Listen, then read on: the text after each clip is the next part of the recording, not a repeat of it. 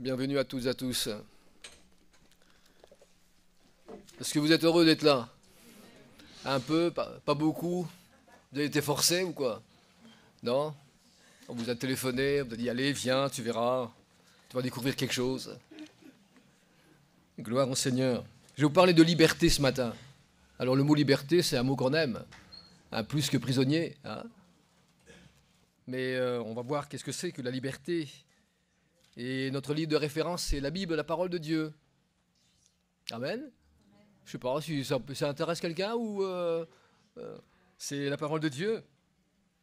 Le mot liberté, c'est un mot qui est d'ailleurs employé très. On essaye en tout cas de le placer quelque part, hein, en nous-mêmes ou alors dans une nation, hein, comme la devise de la France, c'est liberté, égalité, fraternité. Même ça dit même jusqu'à la mort, tellement que c'est quelque chose, ça a des valeurs. Ça a des valeurs dans lesquelles on est probablement loin de cette vraie liberté, parce que moi je vais vous parler ce matin d'une vraie liberté, celle que la Bible nous déclare, parce qu'il y a une forme de liberté qui n'est pas vraiment la liberté. La liberté, c'est quelque chose qu'on découvre dans la parole de Dieu. Amen. Bon, je vais me prêcher à moi tout seul, comme ça je vais être content. Non, je sais que vous allez écouter. Et il y a un texte dans la parole de Dieu qui nous dit dans Jean 8, versets 31-32, ou plutôt le verset 32, parce que je m'adresse à des personnes nouvelles ici, il y a quelques personnes nouvelles, tout le monde n'est pas là ce matin, mais on veut bénir le Seigneur pour ceux qui sont absents, on veut vraiment que le Seigneur également, ceux qui sont dans la maladie, ceux qui souffrent physiquement, on veut prier pour eux, et que le Seigneur puisse conduire ce matin encore sa parole. On est heureux d'être là, et on est béni parce que le Seigneur est là, il est là au milieu de nous ce matin. Amen. Alléluia. Voilà, on va attendre encore que d'autres arrivent.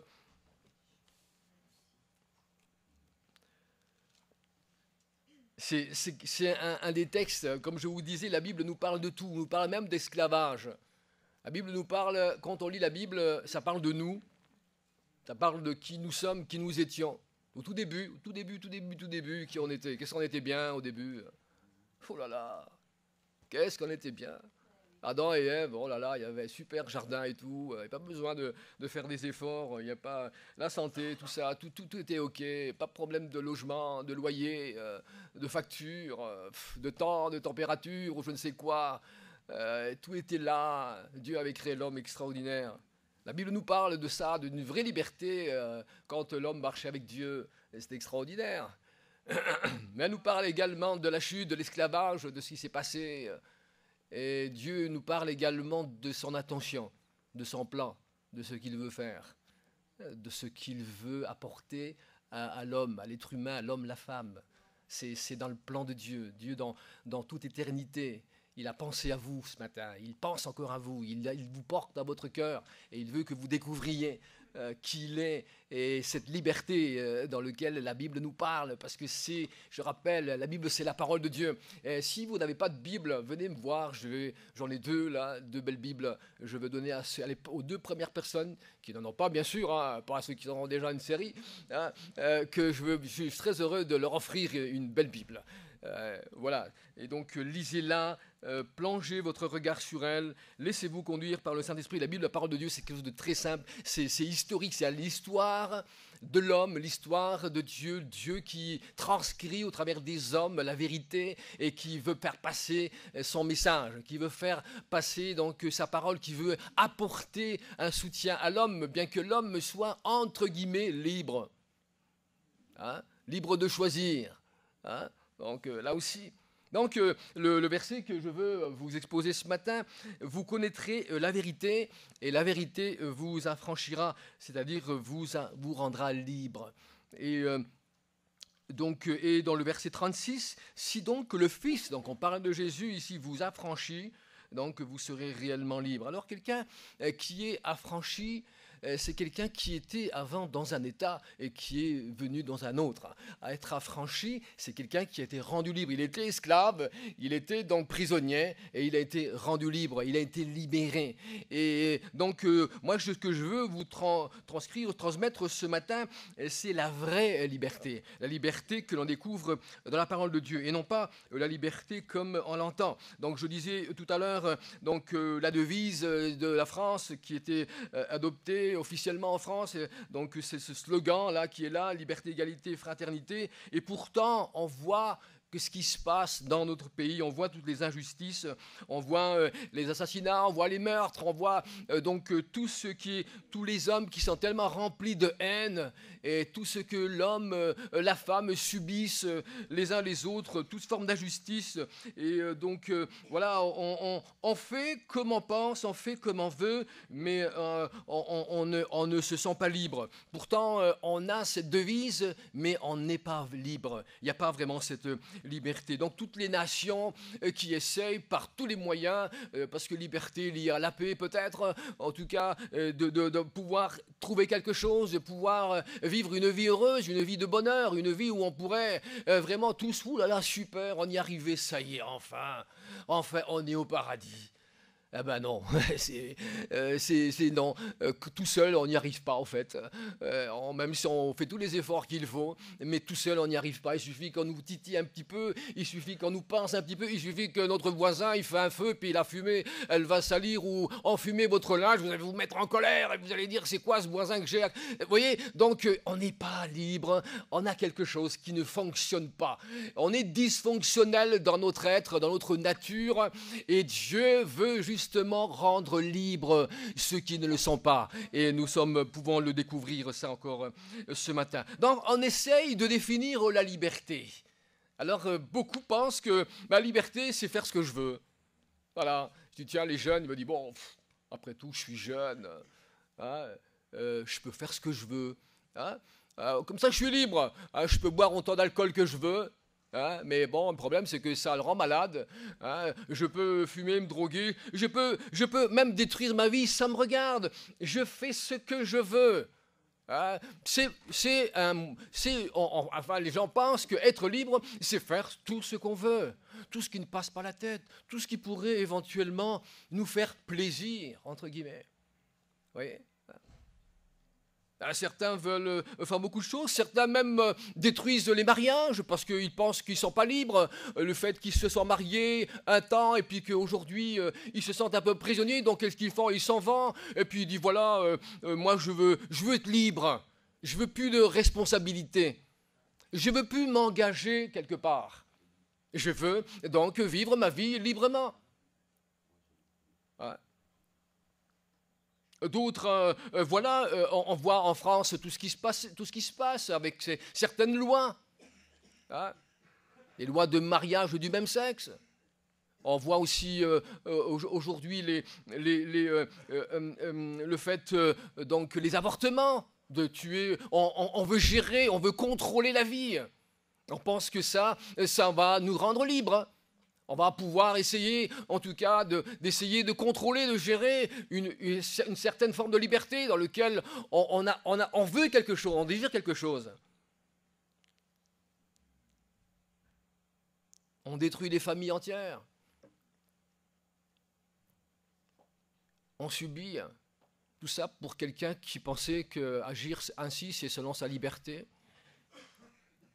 Vous voyez que le terme liberté dans ce monde est tellement mal conçu, mal adapté. Ce n'est pas la liberté. La liberté, ce n'est pas de faire ce que je veux. La liberté, ce n'est pas de choisir comme j'en ai envie de faire et de ne pas m'occuper de mon voisin, de faire comme si j'étais tout seul. Mais ce n'est pas la liberté. La seule liberté que l'on trouve vraiment, c'est celle que l'on découvre en Jésus-Christ. Parce qu'on a besoin d'être affranchi. On a besoin d'être libéré pour être libre. et pour vivre notre liberté en Christ. C'est seulement là que l'on peut donc le découvrir. La Bible a la réponse à tout ça, voyez-vous. On essaye de trouver pourquoi, comment, qui suis-je, comment puis-je trouver l'épanouissement personnel, comment peux-je être libre, être heureux. C'est des questions que l'on se pose et elles sont légitimes, elles sont normales, puisque la vie est si difficile.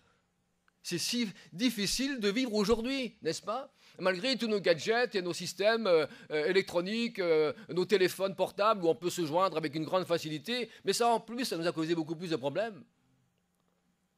Donc les gadgets et tous les artifices que l'on a, ça n'a pas changé le cœur d'un homme ou d'une femme prisonnier, qui n'est pas libre. Voyez-vous, aujourd'hui, on peut regarder la télé, on a 1500 chaînes, les gens y pensent ceci, cela, mais on a à manger à volonté, assez en tout cas. On a tellement le choix qu'on n'a plus de choix. Tellement qu'il y en a. On est bombardé par toutes sortes de choses, de publicités. On essaye toujours de manipuler, d'essayer de vous contrôler, essayer C'est ça, ce n'est pas la liberté. Voyez-vous. Donc, il y a quelque chose qui est anormal, puisque la vie est si difficile. Si l'homme, en réalité, il est en recherche du bonheur, c'est qu'il y a une raison à cela. Puisque la vie, apparemment, ne l'offre pas. La vie dans ce monde, elle est loin de tout ça, voyez-vous. Donc il y a des éléments qui font que la vie de l'homme, elle est difficile. On essaie de trouver les raisons, les philosophes essaient par tous les moyens ici, mais il n'y a rien de rassurant. Il n'y a rien de convaincant. Aujourd'hui, on ne fait plus confiance ni aux philosophes, ni aux spécialistes qui essaient en tout cas d'exposer certaines choses, pourquoi ceci, pourquoi cela. Même eux, ils ont aussi leurs problèmes. Et les psychiatres, ils vont voir d'autres psychiatres, parce qu'à force d'entendre toute la misère des gens, eux aussi, ils ont des problèmes. Donc, ils ont besoin également, de leur côté, de voir, mais qu'est-ce qui se passe dans ce monde ? Qu'y a-t-il donc de si dramatique? Pourquoi donc, et moi je ne veux pas vous faire peur ce matin, mais je pense que vous êtes d'accord avec moi, c'est la vérité. Donc c'est qu'il y a un problème. Vous savez, quand il y a un problème, il y a un problème. Quand une voiture ne fonctionne pas, parce qu'il y a un problème. Si il y a quelque chose qui ne marche pas, si ma vie, si mon corps est fatigué, il y a un problème de santé. Il y a un problème qu'il faut bien découvrir, qu'il faut bien trouver. Et la Bible est là pour répondre aux questions là, pour répondre à l'existentiel, pour répondre à la vérité.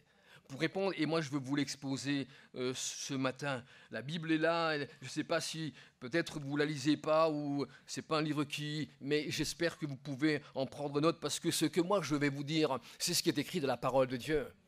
Je ne vais pas donner mon propre avis. On pourrait donner son point de vue. Je ne suis pas philosophe, je suis prédicateur de l'évangile, je prêche la parole, c'est écrit, je l'ai pris pour moi et je sais ce que Dieu est capable de faire. Et il y a des réponses très concrètes, très claires ici, que Jésus ici donne parce que c'est la pensée de Dieu ici qui nous est exposée. C'est pourquoi le malheur, pourquoi donc la vie est-elle si difficile? Pourquoi donc pas de vraie liberté tout en cherchant, tout en faisant tout ce qu'il faut pour pouvoir vivre une liberté? J'ai soif, c'est bon.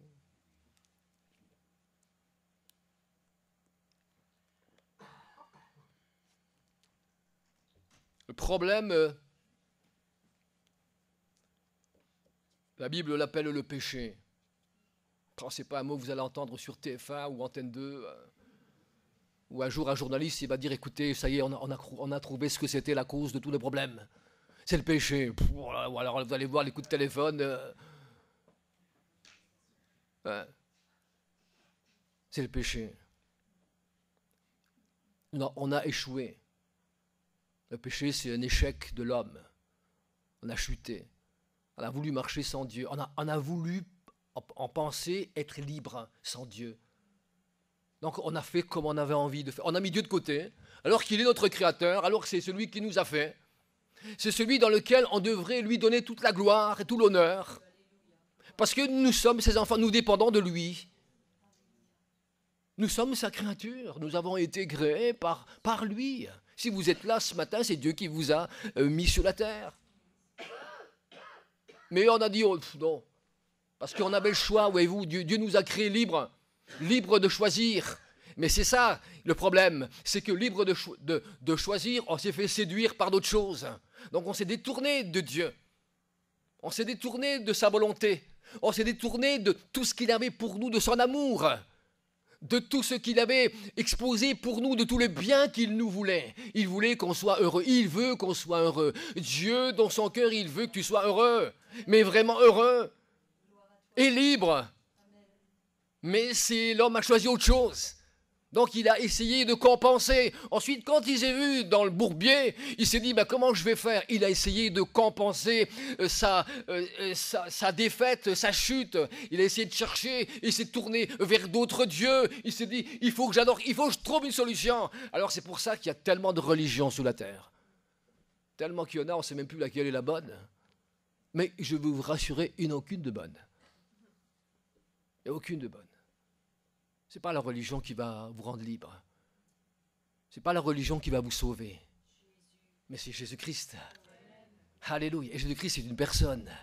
C'est Dieu lui-même venu s'incarner. Alléluia. Donc voyez-vous, la Bible nous le dit clairement ici que la pensée de Dieu, que le problème de l'homme, c'est le péché. Le péché, c'est la source de tous les problèmes. Des guerres, de ceci, des maladies, de tout ce qui se passe dans les foyers. C'est vraiment la source. Vous savez, quand vous savez d'où vient la source, d'où vient le problème, mais on ne veut pas l'admettre. On est trop fier. On est trop orgueilleux, parce que là aussi, l'orgueil, c'est un péché, mais c'est celui qui va faire barrière. C'est celui qui va empêcher de nous dire vraiment de quoi on a besoin et qui on est vraiment. Et le péché, ça rend l'homme misérable. Ça rend l'homme malheureux, ça divise. C'est ce qui a fait tout cela. C'est l'handicap de l'homme. Mais qui veut y croire aujourd'hui? J'aurais pu vous parler d'un autre sujet. L'amour de Dieu, amen. Oui, j'en pourrais l'exposer également. Mais on est tellement indifférent face à la réalité des choses. Et cette réalité, c'est que c'est le péché. On refuse de croire à l'existence. Au contraire, on essaie même de l'embellir. On essaye même de l'éviter et d'essayer de compenser par autre chose. Aujourd'hui, on voit tellement de choses dans notre monde, tellement de choses à la télévision, tellement de choses décadentes. Tout ça, l'immoralité, toutes ces choses-là, la perversion, les adultères, les mensonges, les meurtres, la haine, parfois entre familles, le père et la mère, le mari et l'épouse, alors que ce n'était pas fait pour ça. Au début, je pense que quand il y a eu le mariage, c'était pour la meilleure et pour le pire. C'était pour le pire. Mais le pire des pires. Et les enfants qui ne sont pas aimés, délaissés, sans soutien, sans aide, sans repère, puisque les parents n'en ont pas, alors les enfants, ils grandissent avec ça. Et c'est notre monde aujourd'hui, c'est notre monde moderne, contemporain, avec les avions qui volent à plus de 1000 km/h. Avec des outils et des armes très sophistiquées. Aujourd'hui, on a tellement peur qu'il nous faut faire des armes très puissantes pour dissuader. C'est ça. Et pensez-vous que l'homme est libre parce qu'il fabrique des armes pour dissuader que son voisin risque de l'attaquer en lui envoyant une bombe atomique? Donc on refuse de croire cela. Le monde, il tolère, le monde, il encourage même le péché. Faites ce que vous voulez. Ayez des rapports sexuels avec qui vous voulez. Pas de problème. Faites ce que vous avez envie. Vous êtes libre. Ah oui. Ça, c'est dans notre société aujourd'hui. Croyez à ce que vous voulez. Croyez au soleil, croyez aux cailloux, croyez ce que vous voulez. Prenez une orange et puis commencez à croire à l'orange qui est là, ou un fruit, n'importe quoi. Tant que vous êtes, faites ce qu'il vous plaît. Mais Dieu a fixé les règles, voyez-vous. Parce que Dieu veut que nous puissions vivre la liberté. La Bible nous dit que nous sommes tous pécheurs. Il n'y a pas des gens meilleurs que d'autres. La religion, ce n'est pas fait pour rendre les gens plus aimables. Ce n'est pas fait pour essayer d'arranger ou de contourner. Ce n'est pas fait pour essayer de dire, en fait, quand tu n'es pas si mauvais que ça. Mais oui, quand ça va bien, tu as l'air gentil. Mais le jour où on te passe un peu, tu vas bondir. Pourtant, tu es la même personne. Tu es capable de dire tu es super, et puis tout d'un coup, tu es capable de dire tout le contraire. Tu es capable de bénir quelqu'un et tu es capable de le maudire. De la même bouche, la même personne, le même cœur. C'est le péché. C'est la nature du péché. Voyez-vous, et la Bible nous dit donc que tous nous avons péché. Tous nous sommes privés de la gloire de Dieu. L'être humain, c'est un pécheur aux yeux de Dieu, bien-aimé. Et on ne peut pas enlever l'étiquette et la remplacer. Si, voyez-vous, si j'ai un bocal et c'est marqué poison dedans, et puis s'il y a une belle étiquette et c'est marqué poison, et j'enlève l'étiquette et je mets menthe, sirop à la menthe, mais ça ne va pas changer son contenu. Le poison sera mortel. Ça sera le même contenu, quelque chose qui va détruire ceux qui vont donc boire de ce poison. Donc ce n'est pas une étiquette qu'on a besoin. Ce n'est pas de nous coller un mot gentil qu'on a besoin. Ce n'est pas de dire que tu es sympathique qu'on a besoin. Ce n'est pas de dire à quelqu'un, c'est bien ce que tu fais. Tu es super sympa. Tu es aimable. Tu es serviable. Mais le contenu, il est le même. On a un poison mortel dans notre vie. C'est le péché. Et seulement Dieu peut nous libérer. Alléluia. Gloire au Seigneur. C'est là que je veux vous emmener, moi, voyez-vous. Alléluia. Aujourd'hui, on aime mieux parler de faiblesse. On aime mieux parler de maladie, d'erreur. On essaie de cacher tout ça. On met des étiquettes un peu plus fantaisie. On essaie en tout cas de contourner les choses. Mais le péché est bel et bien présent. Il est bien là. C'est la cause de toutes nos souffrances. La Bible, elle dit dans Job 4, 20, du matin au soir, ils sont brisés. Les gens sont brisés. Ils périssent pour toujours et nul n'y prend garde. On ne fait même pas attention à ça. Personne n'y prend garde. C'est dommage de ne pas réfléchir à des choses tellement vitales pour nous, tellement essentielles. On essaye de résoudre les problèmes, mais notre vrai problème, c'est le péché. La justice, Proverbe 14, 34, élève une nation, mais le péché est la honte des peuples. Le péché, c'est la honte. Ouais, t'as pas honte, hein? C'est la honte des peuples. Et c'est ça notre problème. Alléluia, Seigneur Jésus. Et les conséquences du péché sont terribles. Ça a produit la séparation avec Dieu. Ça a produit la mort. Ça amène la mort physique, la mort éternelle, l'esclavage du péché. Et la Bible, elle dit que l'homme n'est pas libre, pas parce que chacun est esclave de ce qui a triomphé pour lui. Si le péché vous a gagné, et il a gagné la population, c'est qu'il a triomphé. Il est esclave du péché. Mais merci Seigneur. Il y a une bonne nouvelle, alléluia. Dieu ne plaisante pas avec le péché à tel point qu'il a dû faire quelque chose. Parce que tout seul, on ne s'en sort pas. Impossible. Les aides, le soutien des uns, ni les Américains, ni qui que ce soit, non, on ne s'en sort pas. On a tous le même problème. Toutes les nations entières ont le même problème. Mais merci Seigneur, parce que Dieu a dû intervenir. Et il est intervenu, et il est venu, alléluia. Il a plu, Ésaïe 53, 10, il a plu à Dieu, voyez-vous. Et là, vous pensez à la croix. Là, vous pensez à celui qui a porté nos péchés. Parce que c'est là que tout se résout. C'est là que tout se rassemble. C'est là que tout vient en un seul point. C'est à la croix du Seigneur. C'est là que tous les péchés des hommes sont portés sur lui. Et Dieu a voulu faire cela parce qu'il fallait payer la dette. Il fallait que l'homme puisse s'en sortir, mais pour cela, c'est pas un truc banal, c'est pas un truc où on efface comme ça, on se dit c'est rien, c'est pas grave, non, parce que la Bible nous montre qu'il y a une loi, et la loi, c'était celui qui pêche, il mourra. Ça veut dire qu'il sera plus jamais heureux, il sera plus jamais dans la présence de Dieu, il sera plus jamais devant celui qui était et qui est pour toujours. Il ne sera plus jamais de celui qui est la vie, qui est vivant par lui-même et qui vit à jamais. Il ne sera plus jamais. Il ne pourra même plus le voir. Et Dieu a dû intervenir pour cela. Donc il a donné l'agneau de Dieu, l'agneau pascal, Jésus-Christ lui-même. Alléluia, gloire au Seigneur. Dieu a dû intervenir. Merci Seigneur. Gloire à Jésus. Chacun esclave de ce qui a triomphé de lui. Voyez-vous, c'est ce qui rend l'homme malheureux, triste. C'est ce qui le rend complètement déstabilisant. Il ne sait plus ce qu'il fait, il ne sait plus ce qu'il en est.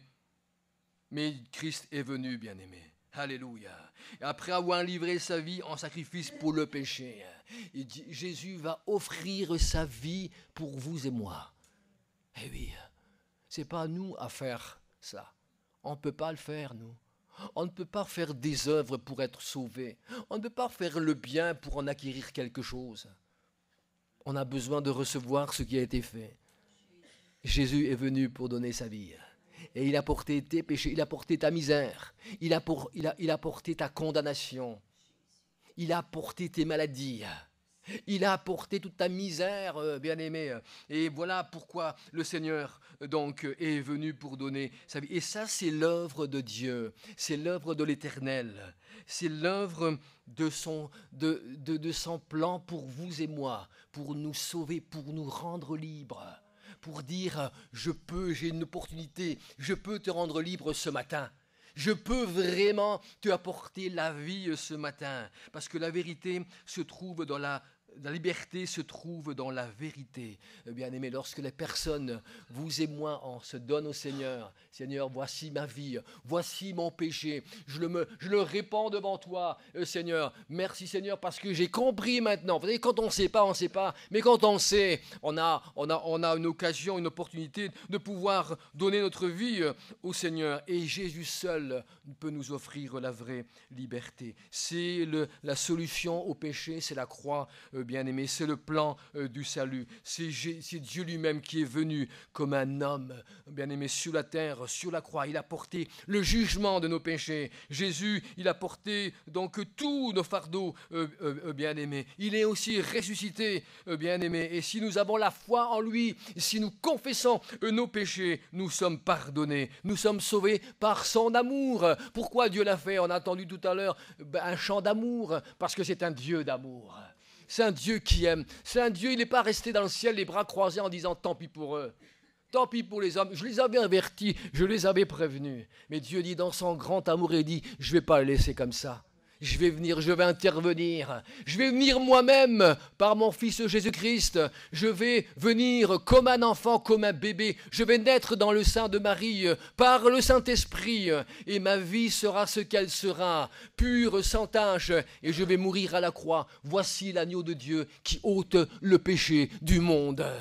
Alléluia. Gloire au Seigneur. Et quand on vient à Jésus, quand nous sommes réconciliés avec lui, quand on accepte Jésus, parce que c'est ce qu'il nous faut faire, voyez-vous, on peut proposer quelque chose sans qu'on puisse le saisir. On peut savoir et connaître les choses et puis les ignorer et puis dire c'est peut-être pas pour moi. Mais si c'est pas pour toi, tu resteras esclave. Tu resteras encore sous la servitude du péché. Tu resteras encore dans ta misère. Mais si c'est pour toi ce matin, je te le souhaite. C'est que tu as une opportunité, comme tout homme, Dieu ne met personne dehors, et peu importe le mal que tu as fait, peu importe la grandeur du mal ou du péché, peu importe la tournure que ça a pris dans ta vie, Dieu t'aime et il veut te rencontrer ce matin. Alléluia! Gloire à Jésus. Nous sommes libérés de la culpabilité.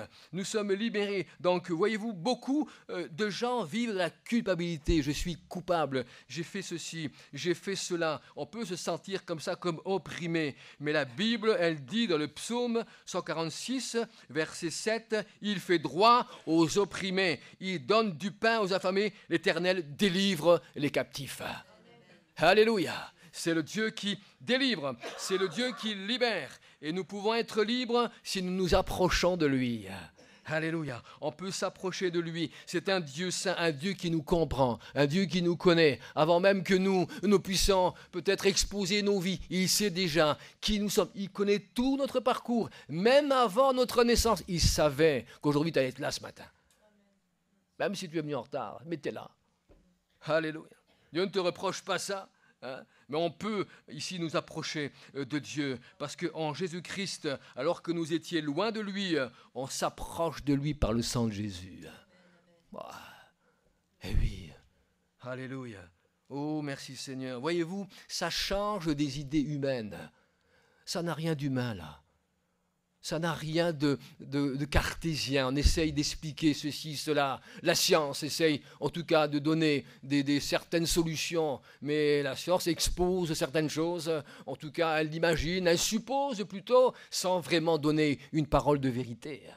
On a cru qu'après 500 mètres ou 200 mètres dans l'océan, il ne pouvait plus y avoir de vie. Parce qu'on n'avait pas les moyens d'aller plus bas. Mais on s'est aperçu que là, il y a de la vie également, même à 1000, 2000 mètres.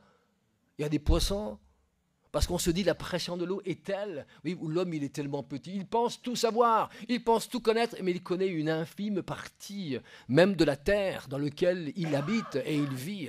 Cette terre, quand on prend une poignée de terre, qui est capable de cette terre, elle a sa semence, qui est capable de produire des arbres si grands, avec une poignée de terre. Et Dieu a créé les cieux et la terre.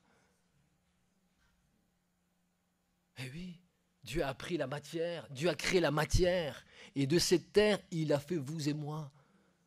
On est un vase de terre, on est poussière. Quand on meurt, on revient, on disparaît, on devient poussière parce qu'on est terre. Et la Bible ne ment pas, le fait qu'on a été pris comme avec la terre, on a été formé par la terre. Et le souffle de vie nous a été donc donné par Dieu. Voyez-vous ici, donc la liberté, c'est quelque chose que nous trouvons en Christ Jésus. Alléluia. Alors qu'autrefois nous étions éloignés de lui, mais maintenant nous pouvons nous approcher de lui. On peut s'approcher. Moi, ce que je veux faire avec vous ce matin, on peut vraiment nous approcher du trône de la grâce. Dieu est accessible, pas dans la religion. La religion, ce n'est pas quelque chose que Dieu attend. Dieu n'attend pas qu'on aille à tel endroit, brûler un cierge, faire ceci, faire cela, pour nous apporter du bonheur. Ce n'est pas Dieu là-dedans. La Bible ne nous dit pas ça. Moi, je ne suis pas en train de contredire quoi que ce soit, je suis en train de dire ce que la Bible dit. Vous savez, Dieu veut, si vous voulez, une relation directe, un contact direct. Dieu veut que nous répondons notre cœur. Et combien l'on fait? Combien l'on fait prisonniers du péché, prisonniers même dans les prisons, prisonniers même malgré eux, dans la souffrance malgré eux, avoir subi malgré eux, les femmes, des femmes voilà, battues, violées, fait tellement de mal, tellement de choses, mais malgré eux. Et quand ils ont rencontré le Seigneur, ils ont exposé leur vie, ils disent « Oh Seigneur, tu as porté même cela à la croix. Aujourd'hui, je me sens libre. Je suis libre parce que je t'ai reçu et je t'ai accepté. » Alléluia. Quand on est libre, eh ben, on est en sécurité. Le psaume 91, verset 1, « Celui qui demeure sous l'abri du Très-Haut, il repose à l'ombre du Tout-Puissant. » Si vous demeurez en Christ Jésus, vous êtes à l'abri. Alléluia. Libre parce que vous êtes sauvés. Vous n'êtes plus sous la domination du péché. Mais vous avez une nouvelle nature en vous. Vous avez l'Esprit de Dieu en vous. Vous avez un autre regard sur les gens, sur la vie. Vous allez aimer ce qui ne vous aimait pas. Vous allez aimer même vos ennemis. Ça paraît invraisemblable, mais c'est parce que l'amour de Dieu vous a gagné. L'amour de Dieu vous a rendu tellement différent. Alléluia. Et ça, c'est merveilleux. Libre de la mort, libre de la condamnation, parce que nous avons été rachetés. Dieu a payé le prix fort. C'est pas rien pour Dieu d'envoyer son Fils unique. Qui c'est qui donnerait ses enfants pour des brigands? Imaginez que la personne qui vous a fait le plus de mal, et que pour sauver cette personne, vous avez un fils, et on vous demande que si vous sacrifiez votre fils, eh ben je sauverai la personne qui vous a fait le plus de mal. Vous allez me dire, il est fou celui-là. Mais oui, c'est la folie. La croix, c'est une folie. Mais Dieu l'a fait, bien-aimé. Alors que nous étions au pire des situations, Dieu l'a fait parce qu'il nous aime. Il ne pense pas comme nous. Il n'est pas un Dieu qui va se venger. Il est un Dieu qui va pouvoir apporter la vie, la solution dans votre vie, dans votre cœur. Alléluia. Bien-aimé, si donc le Fils vous a franchi dans Jean 8, 36, vous serez réellement, j'aime bien le mot réellement libre, parce qu'on peut dire je suis libre, mais réellement libre, hein, comme la parole de Dieu l'indique, ça a la force. C'est une grande vérité. C'est pas rien. Si le Christ vous a franchi, si Christ vous rend libre de votre péché, parce que vous avez fait un pas vers lui, vous êtes tourné vers lui, bien-aimé, eh bien vous serez réellement libre. Merci Seigneur pour ceux qui sont libres ici. Alléluia. Qu'est-ce qu'on est heureux. Ça vaut plus que l'or du monde. Peut-être quelqu'un dit, si j'avais de l'argent, je serais libre. Mais non, l'argent, ça cause des problèmes. Parce que c'est là que vous allez voir vos vrais amis. Hein? Quand vous avez des amis, voilà, il y a de l'argent. Et quand vous n'avez plus d'amis, vous perdez tout. Hein. Ou plutôt le contraire. Hein, c'est pas grave. Vous avez compris. Mais ne retenez pas ça. Voilà, cette promesse, c'est par le Seigneur, bien-aimé, qu'il est venu pour envoyer libres les opprimés. Alléluia. Bien-aimé, et c'est ce que Dieu veut faire encore ce matin. Bien-aimé, il veut que nous puissions découvrir son amour éternel, son amour puissant. Alléluia. Il a tellement de qualificatifs, le Seigneur. Il est le bon berger. Il est le berger qui va donner sa vie pour les brebis. Ce n'est pas un berger qui va fuir quand le loup va arriver, mais il va se mettre devant. Il va protéger donc sa bergerie. Et il l'a fait, bien-aimé, alléluia. Jésus donc est notre berger. Et tout ce qui est donc les soucis, la maladie, les oppressions du diable, du malin, la paix qui nous a été volée dans la cause et le péché, bien-aimé, Dieu est venu pour répondre à cela, à ce qui est pour nous une grande victoire. C'est le Dieu de victoire. Alléluia, il a vaincu la mort, il a vaincu le péché. Et quand nous recevons Christ, nous rentrons dans sa victoire. Nous rentrons dans la vie de Dieu. Nous ne sommes plus exposés à quoi que ce soit, mais nous appartenons à la famille de Dieu. Et nous vivons son amour et nous nous nourrissons de sa parole. Nous nous nourrissons de lui. Et nous allons commencer à vivre une vie tellement différente, où la famille va recommencer à vivre quelque chose de nouveau, où la lumière sera là, où tout ce qui était sombre, noir, tout ce qui était ténèbres devient lumière, parce que le Seigneur est lumière.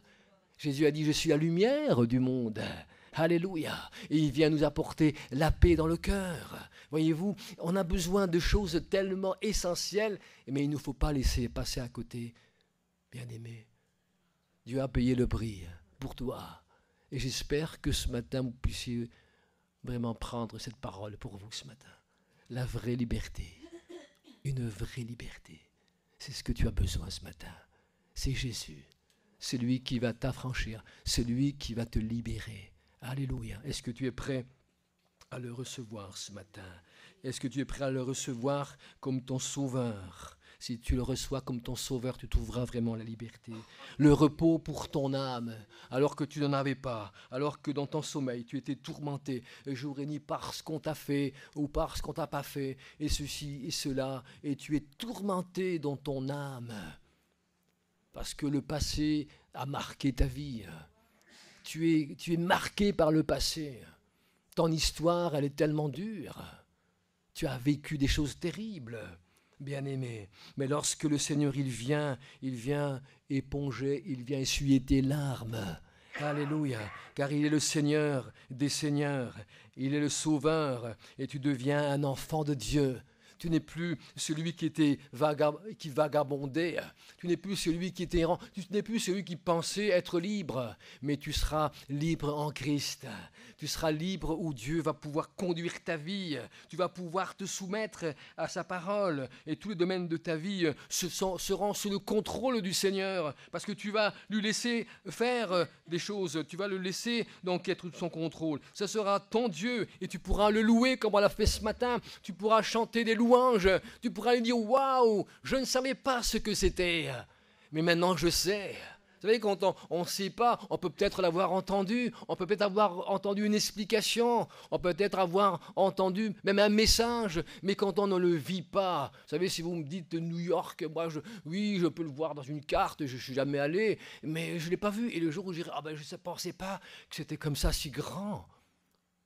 Mais parce que je ne savais pas. Alors on m'en parle tellement. Mais quand tu es là, quand tu vis la chose au plus profond de toi-même, alors tu te dis, waouh, tu aurais dû me le dire avant. Un jour, un jeune me dit, oh, quel dommage, j'ai perdu tellement de temps. J'ai la rage. Toutes ces années perdues. J'espère que ce ne sera plus des années perdues, mais que ce sera des années dans lesquelles tu pourras dire maintenant, à partir d'aujourd'hui, j'ai une nouvelle année, un nouveau départ avec toi, Seigneur, une nouvelle vie avec toi. Alléluia. Et bien aimé, ça sera entre toi et Dieu. C'est tellement beau. Après, tu vas connaître la communion fraternelle. Tu vas connaître les gens qui vivent la même chose que toi. Qu'est-ce qui t'est arrivé, toi? J'ai reçu Jésus dans mon cœur. Moi aussi. Vous savez, parfois, je rencontre des chrétiens dans les autres pays ou ailleurs, mais on ne se connaît pas du tout. Mais on a l'impression qu'on se connaît depuis une éternité. On a le même langage. On n'est plus là en train de maltraiter les autres. On ne parle pas mal des autres. On parle du Seigneur. On parle de la parole de Dieu. Ah bon, c'est ça? Ah, c'est vrai, tu as trouvé ça dans la Bible, super. Écoute, c'est super ce que tu me dis là. Voyez-vous, il y a un autre message, une autre communion. Et c'est le Saint-Esprit qui rassemble. D'ailleurs, c'est le nouveau thème encore de ce mois, vivre ensemble. Vraiment, le Saint-Esprit qui va pouvoir encore déverser dans nos vies sa vie. Et on va apprendre, on va grandir. Parce que quand on vient au Seigneur, on est comme un enfant et on a besoin de grandir. On va grandir avec lui. Et ne plus jamais nous détourner, ni par les uns, ni par les autres. Parce que la menace, elle est toujours là. Mais la menace, elle reste à l'extérieur. Nous, on est à l'intérieur avec le Seigneur. Et c'est ça qu'il nous faut garder, bien-aimés. J'espère que vous pouvez ce matin avoir ce message pour vous et que le Seigneur vous rende libre. Il a le pouvoir de briser les chaînes du péché. Alléluia, bien-aimé.